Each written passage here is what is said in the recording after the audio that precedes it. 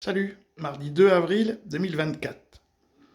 Et j'ai vu ça, je suis resté bouche bée. Mais vraiment, hein, je me suis dit, wow. 1100 km de la frontière ukrainienne. Reste à identifier la nature de ces drones longue distance. Elle n'a pas été formellement établie, mais si on regarde attentivement ces captures d'écran, on voit que celui-ci, celui que je vous ai montré en mouvement tout à l'heure, ressemble plus à un petit avion qu'à un drone classique. Selon certains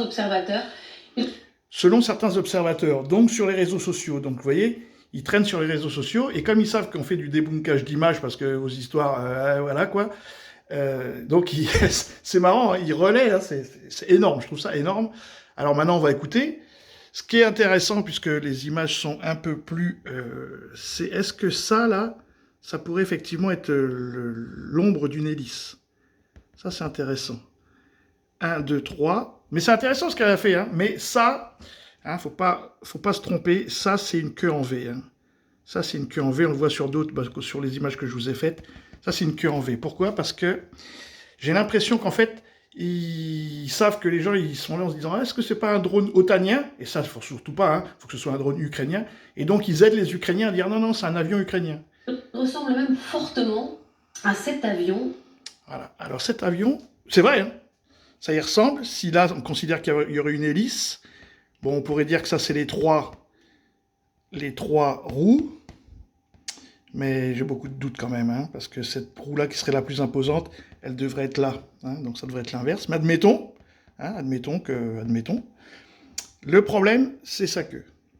Vous voyez, ça c'est une queue droite, avec deux ailerons et une queue empennage droite, alors que là, c'est un empennage en V. C'est pour ça que j'ai galéré pour trouver ça, les empennages en V. Mais sinon, ça y ressemble hein, quand même. Hein.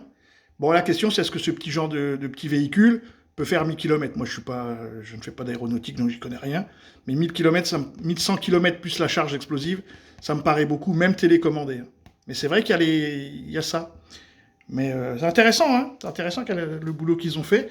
Mais le problème, c'est la queue. Hein, vous voyez, la queue là ou la queue là, ça ne ressemble pas. Je pense qu'ils sont là en train d'essayer d'aider les Ukrainiens en disant non, non, c'est bien un avion ukrainien, alors que ça ressemble à un drone otanien. Un aéropracte A-22 que vous voyez sur ces images, un biplace ukrainien qui peut être piloté à distance et qui est donc peut-être devenu, à cette occasion, un nouveau modèle de drone kamikaze. Pas de hasard. Bon, pourquoi pas. Mais on va regarder ça, hein, ce qui est très étonnant. Bon. Et alors derrière, toujours les mêmes, hein, vice-président de l'Institut machin truc, ils enchaînent.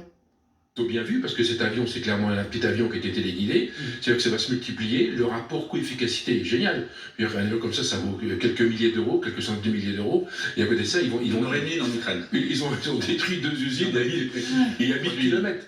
Ils n'ont pas détruit 2 usines, ils ont détruit un dortoir, et l'usine n'a pas été touchée. Vous voyez, comme il y a la désinformation. Mais surtout, ils sont là pour dire, non, non, non, c'est pas un drone otanien, c'est un avion ukrainien. Voilà, c'est ça que je voulais dire. Maintenant, les amis, salut!